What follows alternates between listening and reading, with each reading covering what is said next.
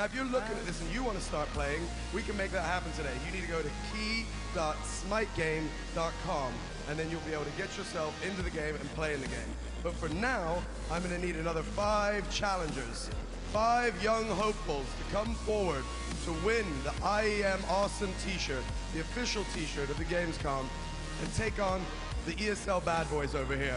Whoa, I love this already. What a group of fresh young men.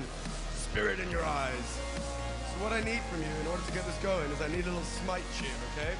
We're gonna bring it down, we're gonna huck her in on 3, we're gonna say 1, 2, 3, Smite. 1, 2, 3, Smite! Oh, I like that. We'll take you, good sir, you, good sir, you, good sir, you, good sir, and you, good sir. Come on up. Please take a seat. Join in. These guys look rough and ready. They look like they're excited.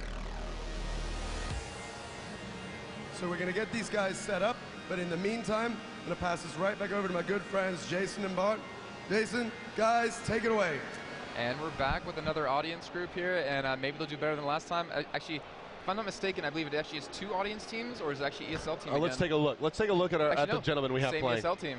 Yeah, we got the ESL team still there. We have some pretty cool-looking dudes over there on the right side here from our perspective. Guy with upside-down sunglasses on his head. Looks like he's going to be carrying the team here. So pretty excited to see this get underway. Let's see what looks like we're going to be taking a look here. Hebo, I guess, is as good a god as any to talk about. Is a very, very strong caster. His actually, one thing we didn't touch on that I probably should have, considering that I work for the studio and then played quite a bit of this game, is all of the gods, in addition to their active abilities, do have a passive. Each of them do. And so that's, I guess, the 5th ability is always a passive. So for the god we just watched, Vamana, his passive is that his ultimate gets his cooldown reduced every time he gets hit. For instance, Hebo there, as he casts spells, he does more magic damage. It gives him a magic damage increase buff each time he casts a spell. So he's kind of, encouraged to dump lots of mana. We have, I guess, we'll kind of talk about Arachne's passive is that her auto attacks, I believe it's about 8% to 10% of her, the physical damage that she does is then dealt again over time as magic damage. So, kind of a poisoning theme there. So, oh, you were telling me about this god, sorry. This is Bakasura, the Great Devourer. Yeah, so he does have this Eat Minion ability you see here. He, which it gives him health back, it gives him movement speed buff, and then he can regurgitate them with his ultimate. Butcher Blades is simply a steroid ability that adds true damage, actually, to his attacks. And then his ultimate is to regurgitate, as you can see here. All of the minions, he's eaten up to 6 of them. So he's kind of unique in that he can run up to a tower that doesn't have a minion wave at it, dump a bunch of minions there, and then attack it without getting, the aggro. And then his number 1 ability here is just is like a pounce-like ability. So I have to ask, does he get bigger with the more minions he ends up eating? And no. He kind of shrinks back again. No, he doesn't. He just hides them in the bottomless pit of his stomach. He basically is kind of like a demon of kind of the Hindu pantheon, and is basically was the. Looks pretty freaky. I'm not gonna lie. He kind of like set up shop outside, and there's the skin, the death machine skin. So a little bit of fun there. And we were talking in that little break we had about the Spectator Mode. Sure. I kind of want you to explain it, because it's actually really exciting and really cool about some of the features we're talking about. Sure. So the Spectator Mode is basically, if you're familiar with Tribes Ascend, it's kind of takes the features from that game, and we've moved them over now into Smite, and have done things like, Tribes doesn't have any kind of like idea of like towers, so you add in features that let you snap the towers and players and free roam and those types of things. We're really excited to be able to show that. Basically, we're at a point now where the Spectator is relatively, from a feature standpoint, because of the work we did with it on Tribes, is kind of pretty much ready. We're still figuring and getting the UI into a position where you're going to be able to kind of dive down into the facts that we want the casters to have, and have the presentation that we want to be kind of up to par with the rest of the game.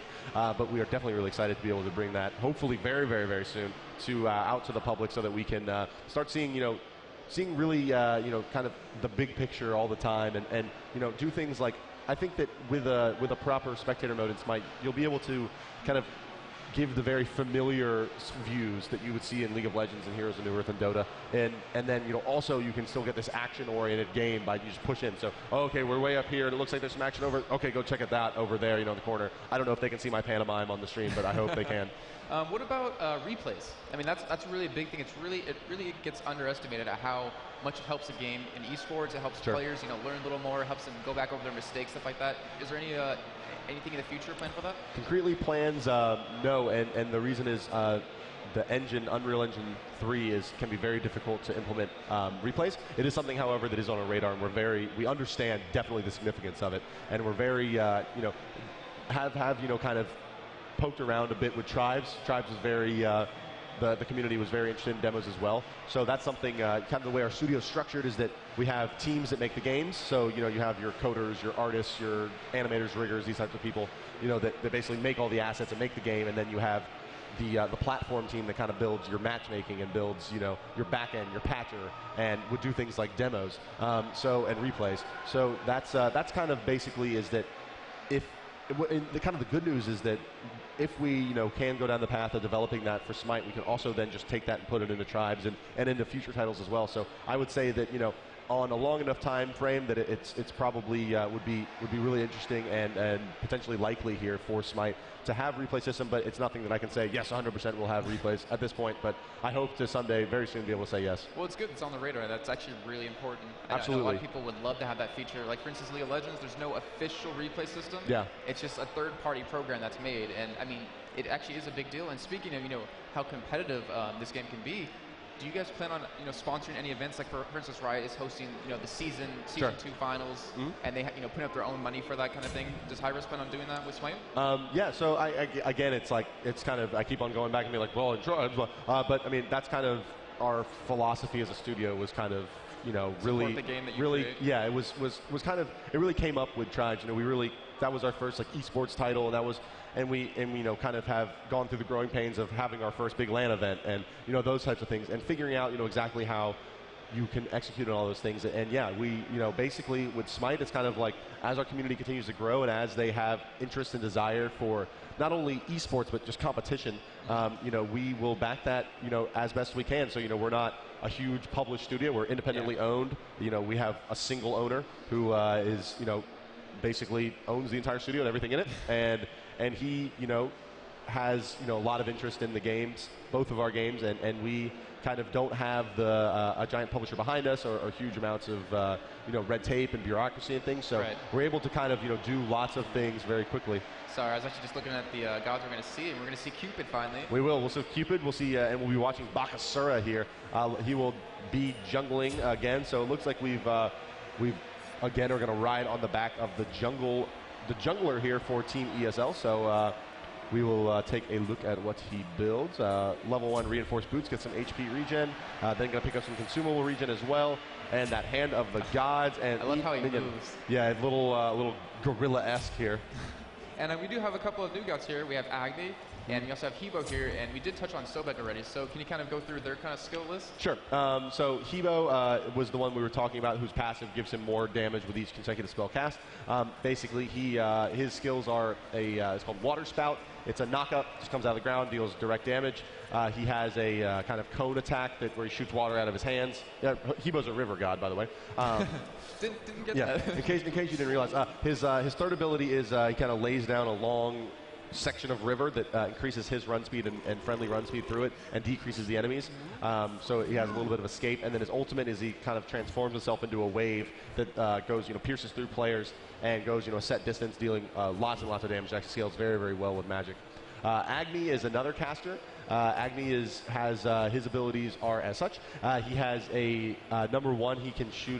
Basically, is just a kind of thick line attack that just is a wave of fire that does damage and lights things on fire. That's his passive. His abilities will light things on fire and return magic damage with additional magic damage over time. And then his number 2 ability is he places a ground targeted ring of vapor, and you'll see it looks like kind of gasoline fumes. And that'll do more and more damage. And there you see it into his mouth. Yeah, the minion there. So that does give him, but they're kind of I think maybe not that familiar with the god. That does give him back health, so he did elect not to do that. And you can take these bigger kind of neutral camps once they get below 40% health, you can eat them with that ability as well. That's actually really useful for yeah, jungling. he's a Might very, not very even strong need the jungler. gods for that. Yeah, he's an extremely strong jungler. He has his kind of weaknesses are basically he's 100% left click damage output, so it can be hard for him to stay in range to actually get that done because he does not have a slow besides his ultimate. Right. So he, that's kind of constantly, the cooldown's not short. So he has to, really pick his battles very, very wisely. But he's one of those gods that if he gets out ahead is very, very difficult to deal with. But to finish up with Agni, does have that smoke trail on the ground. His third ability is a dash that leaves a path of flames behind him that does damage to the gods as they walk through it. He also has, not sure what's going on here. Oh, there we go. He's trying to maybe figure out how that works.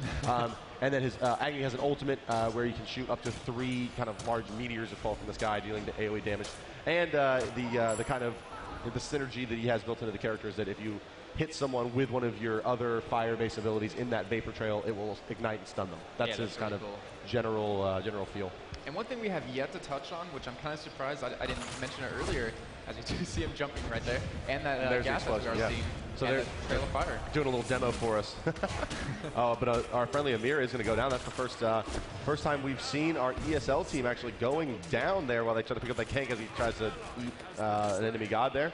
Not going to be able to do so, but so yeah, with Bakasura, you really need to have a lot of kind of presence to make him work, because what you kind of have to do is initiate in, hit him a few times, then eat a minion to get the run speed to catch back up to him, to hit him a few more times, and then ultimate, and then hit them a few more. So he's kind of does it take maybe a little bit of time to learn. He's going to get ganked here. Nice job from our enemy team. But nope, not enough with that health regen. There you can see kind of what we were talking about a little bit earlier, is that health regen in the early game is just so nuts. You see him getting about 10 a second in health regen, so very hard to output enough damage to kind of go through that, especially if he's able to kite just a little bit as the enemy team here up against the god with the regen. But here he's going to go back in, man up. He'll probably try stealing it right here as he... He does. The steal's successful. And trying to go back to what I was saying earlier is that we haven't touched on these radio calls. I don't know even how to describe them exactly. It really helps, or it really encourages people to play by themselves as well. Not just with friends, not just like, hey, sure, I'm not going to play because my friends aren't on, but it makes it really easy to communicate with your team. So it basically that is borrowed from, and here you see him activating that true damage ability. Basically that's borrowed from Tribes. Tribes, originally the game always has had this, its voice macros basically, and that's kind of where Shazbot comes from, which is like the iconic Tribes command. But so in Tribes it was used to communicate, and we kind of really liked what it did for Tribes, and decided to bring it over to Smite as well to communicate. So you can say basically anything that you would normally say to another person in the game, right? Defend left lane, gank middle, those types of things. You can all do through voice macros, so you don't necessarily have to type. Is basically what it prevents you from having to do if you can kind of learn the structure of how it all works and figure it out. Well, going Brawler's Beat Stick there, something we haven't talked about, which is Brawler's Beat Stick. A little bit of a shout out to there's other games that do have the Brawler's Beat Stick in them, namely I believe World of Warcraft definitely has it. There's a couple other ones that do as well. But yeah, this item gives you some nice stats for physical damage, but also its passive is it reduces healing to the target by 15%, or maybe 5%, and it stacks up to 4 times. Here we go. We're going to have initiation on to Artemis here from her Bakasura, but is taking quite a bit of damage from these minions. She's just going to turn around and start auto-attacking him. Let's see what he's able to do using that true damage. There you see the crits coming out. You can't eat her, but you can eat a minion and get some more run speed to catch up to her and get health back. No, still not. Oh, and there you see the minions, just how strong they are. I mean, he's level 4, and these minions still hurt you that bad. Yeah, there you see exactly that. So yeah, there he could have definitely used that number 2 ability to eat a minion, and it would have given him back a substantial amount of health because he has been ranking that ability up. So he was maybe had a really good opportunity there to pick up a gank, but unfortunately was unable to. And I'm really curious about balance in terms of CC. If that is such a really crucial factor in these competitive games. You always see teams that run really heavy CC, and in League of Legends particularly, they have something, I can't remember the name right now off the top of my head, but it reduces the length of CC. Yeah. What about Smite? What do we have for that? Yeah, so your reinforced boots, which are the boots he has here at their 3rd rank, you have crowd control reduction, CCR. right? Yep. There's also, you can purchase one of the ability items called Purification Beads that will kind of cleanse away any CC. Even while you're stunned, you can activate it. Does this include knockups as well? Not knockups, okay. no. Knockups are, kind of a different class, I guess, of crowd control. So it's kind of, freezes, slows, those types of things that it wipes.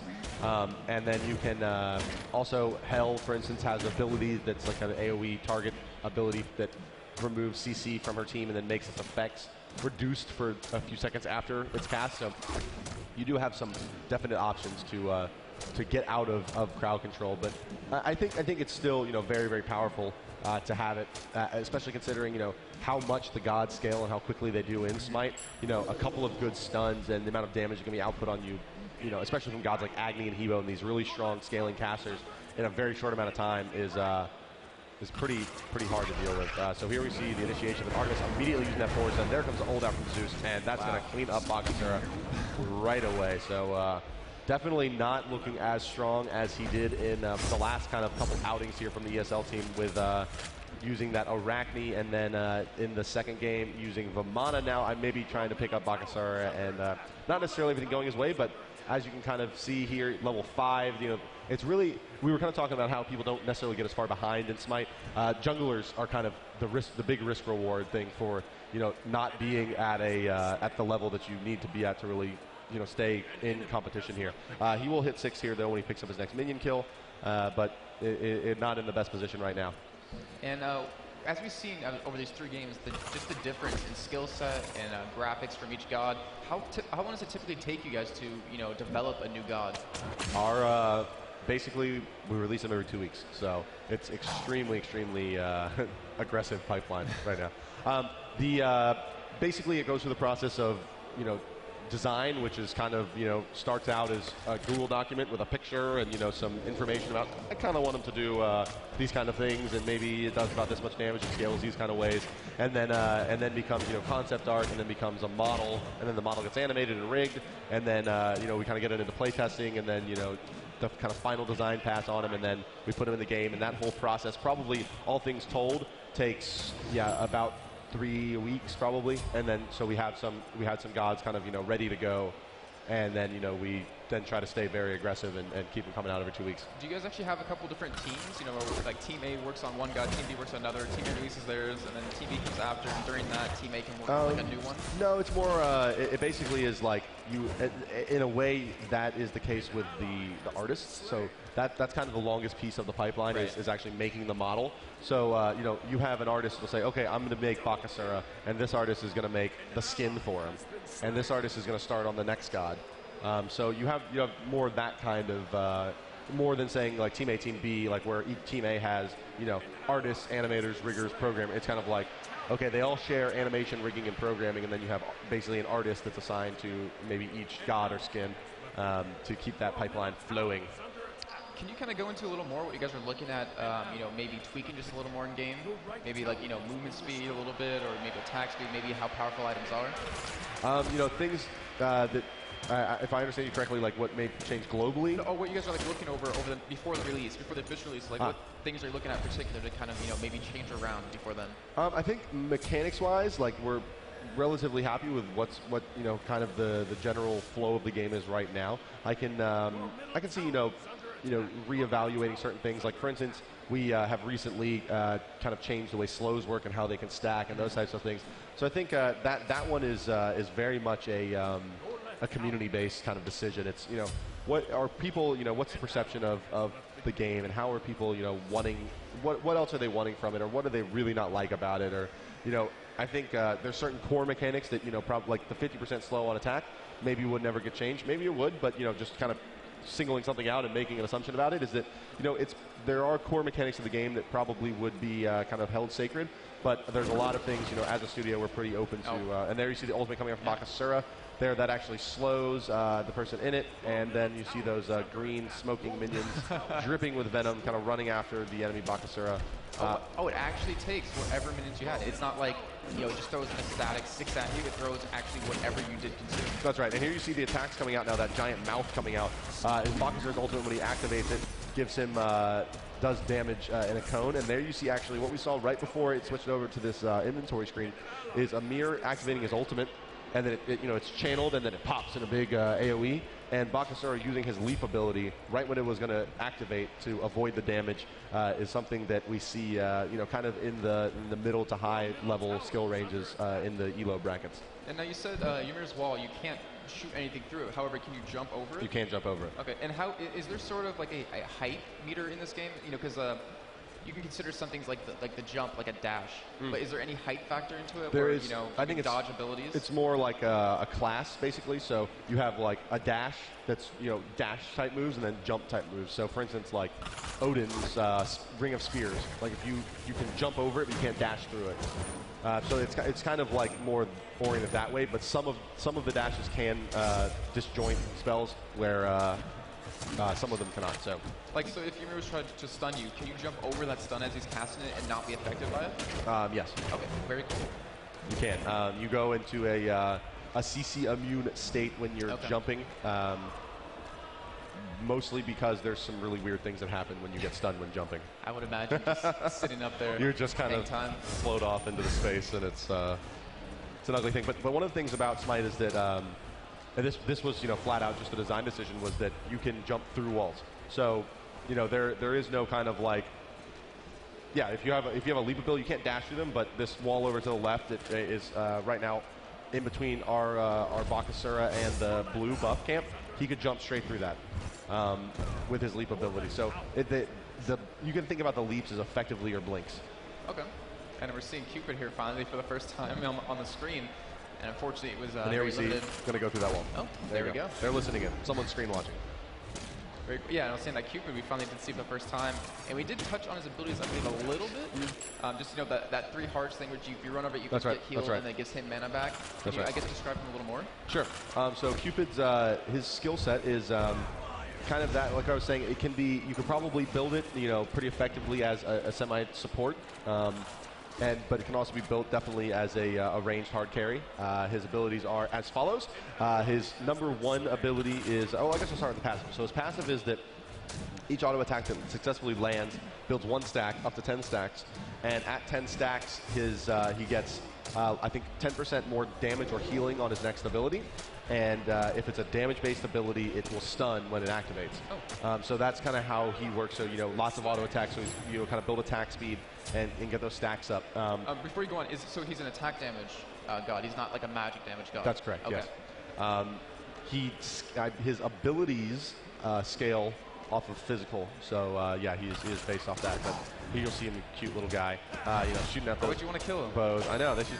There you see him dropping those hearts. They are, of course, dark purple. There's his ultimate, which will explode there a moment later, mezzing the enemy gods. And there we see the enemy boxes are going down. So that was his ultimate. So we'll talk about his number 1 ability as he fires a large heart arrow that when it hits an enemy target, it will place a bomb that's a ticking heart over his head. And then after 3 seconds, it will explode and deal AoE damage.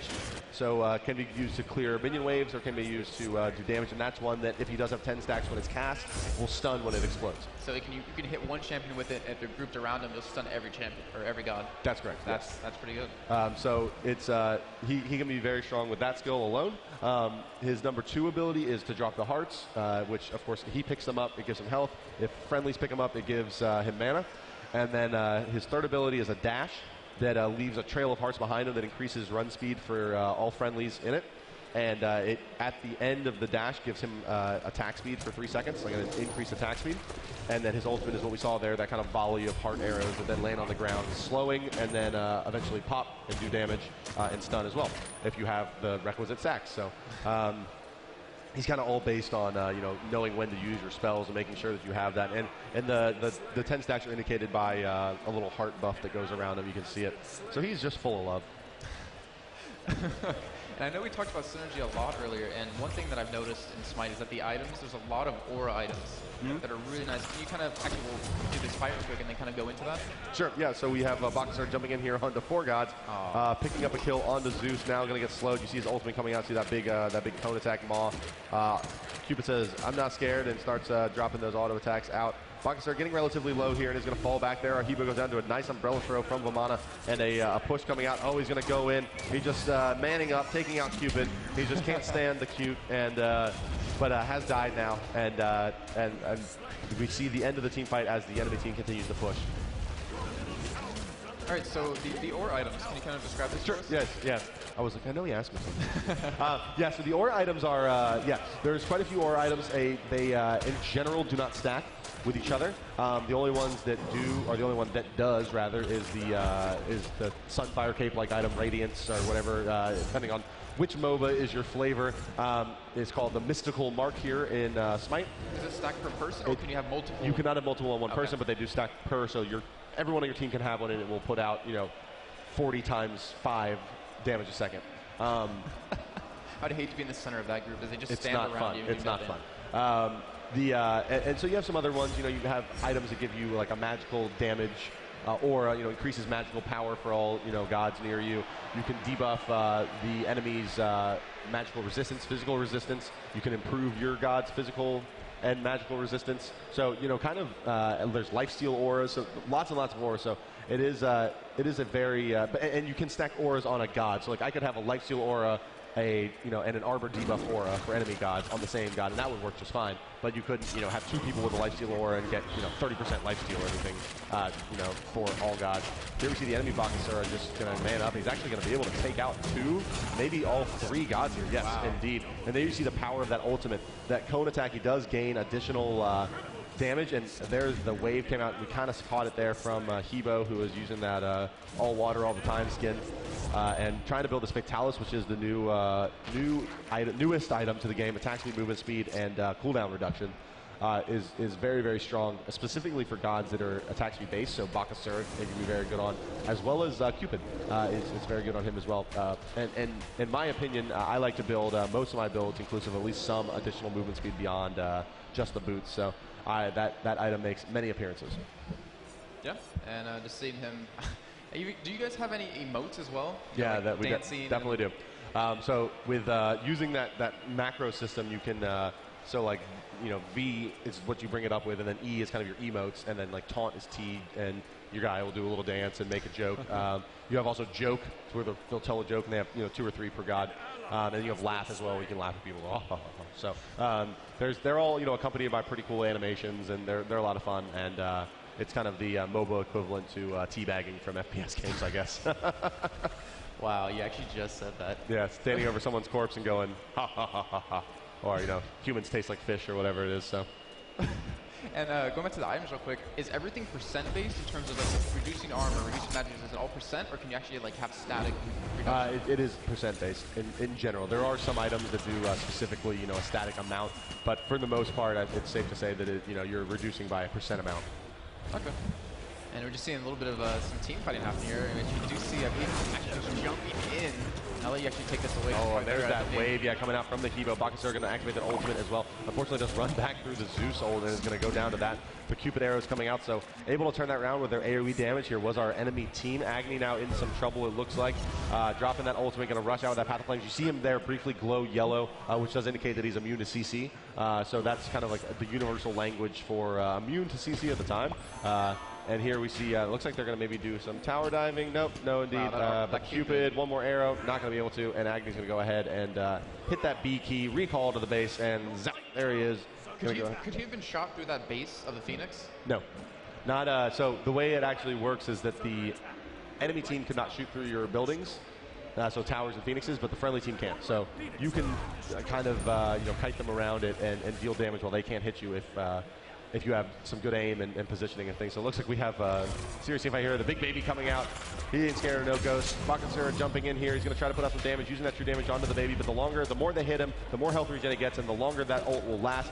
Now he's just going to walk right out of there. The boar stun coming out is going to stun, oh man, double kill coming out for 2 people on the team. Deicide coming out, and so all 5 gods are dead, and this may be the end of the game here. They do have a Phoenix down. This Minotaur is weakened a little bit, but they have plenty of damage. And looks like our 3rd game of the day here is going to end with a victory for the enemy team on our stream. So congratulations to those guys, and a great game. We got to watch Bakasura. Some we haven't seen, a lot of gods we haven't seen yet here today. Yeah, but we see him jungle every time. Maybe we can get a lane for once. Yeah, get the mid matchup or something. We'll see some good stuff. And you see sad Bakasura here getting smacked on by his tentacles. So that's actually his face. Yes. Oh wow. Yeah, so he kind of keeps the hood on and then pops it off, and goes for Chrome Head. Very cool. And I actually do see a lot of information as well. I mean, we don't have the score screen right now, but we have information. We have the levels on the right side. We have favor, which is currency you can use. Yep. And then we see goodwill. What is that? That's kind of what we touched on earlier, which is basically each consecutive win gets you percent more XP per win. So as you continue to play and you stay in what is basically good standing, which is not leaving games, not Q dodging, that continues to stack up and get you more and more and more. Very cool. And actually, just to make sure, you can communicate with the other team right here, correct? Like in the lobby? You can. You can talk to the other team at the end of game screen. During the game, however, you're restricted to talking to only your team. And in general, just say GG. And keep it friendly is something that we definitely like to encourage in Smite. All right. Looks like we're going to go ahead and give it back to Sean back on the stage. Oh, we're not giving it back to Sean. Now, we're actually going to show you guys the Smite trailer here, since we have not done that yet. No, yes. So take a look. I hope you guys enjoy it. I'm going to go turn around and take a look.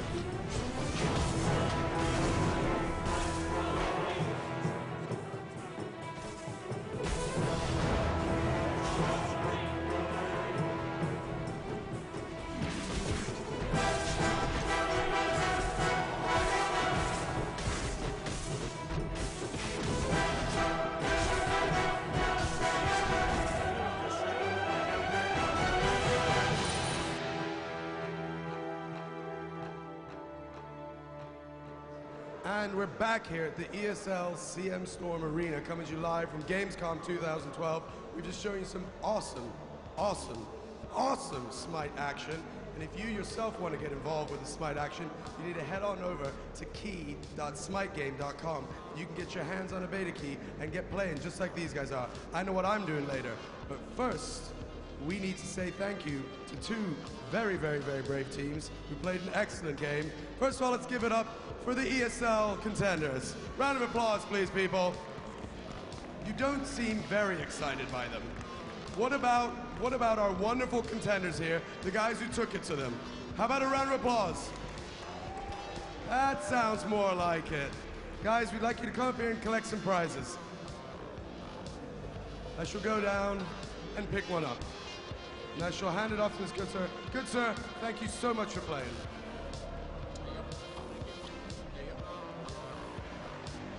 Again, let's have a big round of applause for the guys who took it up here and played Smite. Are you guys going to play Smite? Key.smitegame.com. Get over there. Get playing. Guys, thank you so much. Maybe one more round of applause. It really brings the roof down. Is it because it's hot? I'm hot. Oh, yeah, you are hot. I'm just hot in general. Jason, Bart, good to have you here. Thank you so much. Great to be here. Thank you for helping us. Yeah. That was an impressive show. A lot of fun, of course. Great to meet a wonderful caster. to do some He is a wonderful caster, isn't he? I trick people into thinking that, but I'm really not. There's a lot of bro love up on here. Yeah, you know how it is. Completely healthy. We're at the Gamescom. Yeah, we're thick as thieves. Am I the one that was really happy to see ESL lose a game? I actually was kind of rooting for the underdogs to come in. I felt like they had an advantage for all the trying that they were doing together. And now we get to harass them all day. Every day we get to see them, poke fun at them, laugh at them. We saw They won't live this down quickly. no. So guys, I have to say that the game looks really exciting and really intense. There's a lot of action going on. So I mean, how would you say the level is for people to get involved now that you see more of it, get involved and get stuck in? Sure. So for me, kind of working in the studio and seeing the game evolve has been really, really cool. It's really kind of the best part about it. I kind of touched on this in the cast of making competitive online games is that you get to see what people will do with them and do things you never expected. And it's so exciting. It's like, you build a house and someone tells you, oh, this is my dream home. And the same thing with games. We made Smite and we're really excited about it. We bring it out here and people are like, this is what I've been waiting for. Oh, ever since I played Dota and Warcraft 3, I wanted, someone to do a game from third person where I could play and had the skill and the fun. And it's just awesome to see and feel and hear and watch and do. So very happy to be here.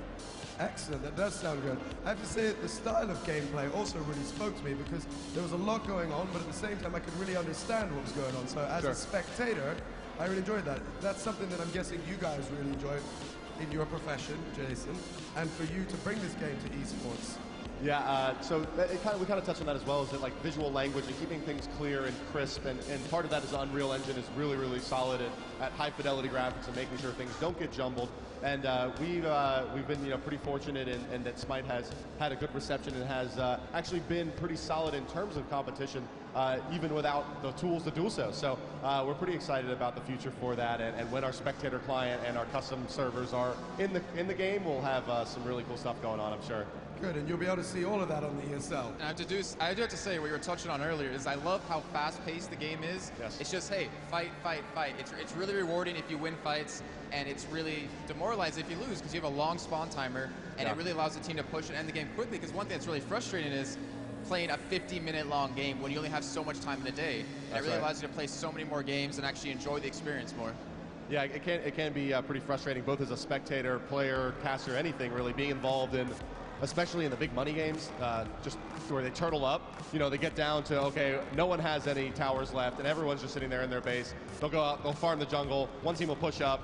They'll be like, oh, we can't go in. We can't go up the ramp yet. And you get those long stand-up situations. And I really like that about Smite, that it can just go very, very quickly. You get 25, 30-minute games, and then on to the next one. As we saw, we ran 3 games here today in relatively short order.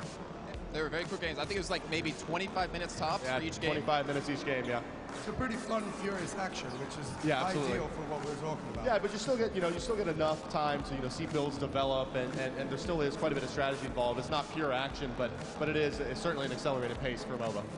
Super. Hey guys, so we've got some goodies for you guys that are out here. So in order for you to get these and get them from these 2 lovely gentlemen next to me, I think some of you are going to have to come up. None of us will bite, but you will need to come forward. I might a little bit. I'm just saying. I might a little bit. So first of all, I need to remind everybody that they need to get their butts online and get over to key.smitegame.com. That's key.smitegame.com, and you can be playing just like these guys were. But for now, I'd say maybe if you say very, very kindly, Smite, with some real anger, because Smite to smite down your opponent.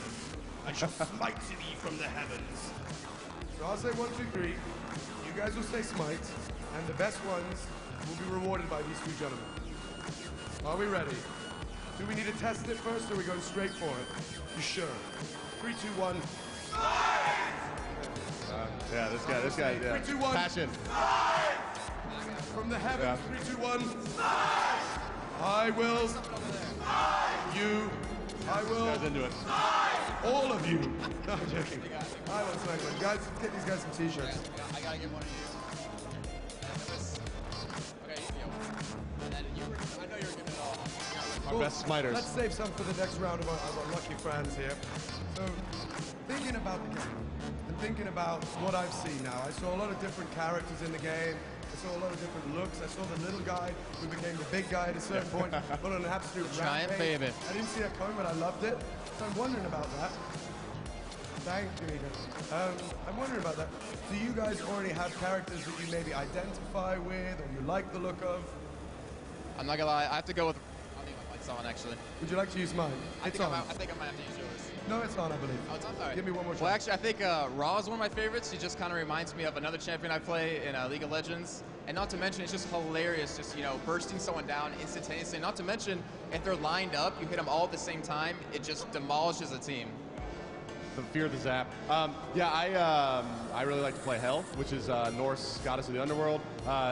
Her ultimate switches stance between a light and a dark stance, so she has 3 skills that become 6. And because I'm ADD and I played Heroes of New Earth, and it's so fast-paced, I want to play whack-a-mole the whole time. So it lets me, dump lots of skills all the time and stay very active. And is also an extremely powerful god. So that's kind of my my favorite. Nice, nice. And would you say that there's let's say, a style of play that you guys think you'll be more akin to when you play in the game? Something you say, that's going to be my approach. Maybe tips for the guys that are going to get online. Make sure you go to key.smitegame.com and get yourself a beta key to get involved. But for you guys now, any tips for the guys at home? Well, and the guys right here waiting eagerly for the t-shirts. My general strategy, if I don't kill someone in the first 5 minutes, I'm just like, I just want to quit because it makes me so sad, especially if I die like 3 times in a row. But I don't know, I mean, APs are so much fun to play. You kill people so quickly, and you really, since you're in that mid lane, you have that dominating presence to go into either lane and really gank. Jungle for me is a little hard. I haven't gotten it down yet, but it's definitely AP middle. I think one of the best tips for learning Smite is definitely early game to do your very best to stay in the lane until about level 4, level 5, because the way the game is accelerated and the reason the games are so short is that the levels come very, very quickly. So if you leave the lane at level 1, level 2, the chances are you'll get back in the lane and the other god will be level 4 by the time you make it back. So it's definitely advantageous to stay in as long as possible, especially in the early game. So get your sustain and get a little bit of survivability early on in the game, I'd say. Kind of a good tip for Smite. Okay. And so when you guys are playing Smite and you're getting stuck into the game, what would you suggest? I haven't played the game yet, I'm going to be honest. But what would you suggest I should play as? And don't say some sort of little fat hobbit. I'd like to be something cool. I tend to say that newer players should play the kind of the tankier gods. They're a little bit easier. You don't die as quickly. In general, their abilities are more get AoE based. Get more time in the game. Get more seeing. That's right. Yeah, you have more chances to not die. You can survive a lot of fights. In general, the tankier gods, their abilities are relatively easy to hit. They have more tone-based attacks and those kind of things than very narrow skill shots like some of the mages do. So that's kind of how I started to learn the game, because I was terrible with the casters until about a month ago, where I really was like, all right, I'm gonna learn it. So I would say, yeah, play the big Frost Giant Amir or perhaps Odin or one of the more tanky gods that have solid defenses in their passives and regen and things like that.